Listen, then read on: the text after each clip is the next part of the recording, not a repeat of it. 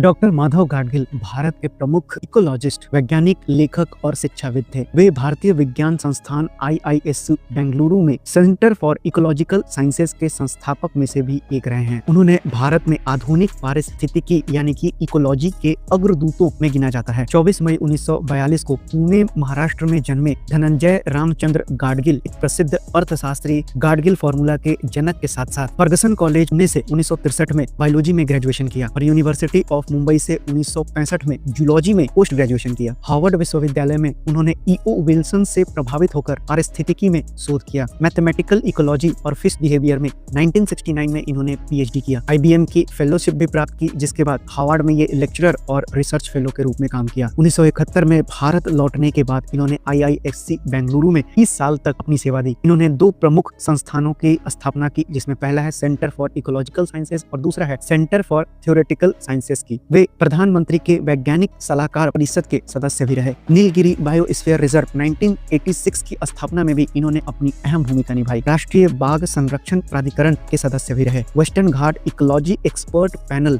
यानी WGEEP 2010 के अध्यक्षता भी की इन्होंने, जिसे हम गाडगिल आयोग के नाम से भी जानते हैं। उनकी रिपोर्ट में ये कहा गया कि जो 64% वेस्टर्न घाट का क्षेत्र है, ये अब इकोलॉजिकल सेंसिटिव एरिया में आना चाहिए, यानी कि संवेदनशील पारिस्थितिकी तंत्रों और वन्य जीवों को मानव हस्तक्षेप से बचाना इस रिपोर्ट का मेन मकसद था। राज्यों के रिपोर्ट पर विरोध दर्ज करने के बाद सरकार ने दोबारा कस्तूरीरंगन की समिति भी स्थापित की। डॉक्टर गाडगिल ने अपने जीवन काल में 250 से अधिक शोध पत्र लिखे और अगर प्रमुख पुस्तकों की बात की जाए तो this fissured land, ecology and equity, nurturing biodiversities जैसे प्रमुख किताबें लिखने का काम किया। वहीं इनके एनवायरमेंट और इकोलॉजी में बेहतरीन योगदान के लिए भारत सरकार ने इन्हें पद्म श्री से 1981 में नवाजा। वहीं 1986 में शांति स्वरूप भटनागर अवार्ड से भी इन्हें सम्मानित किया गया। 2006 में पद्म भूषण, 2003 में वॉल्वो एनवायरमेंट प्राइज और 2015 में टाइलर प्राइज से इन्हें नवाजा गया और 2024 में UN champion of the earth award से इनको नवाजा गया। 7 जनवरी 2026 को पुणे में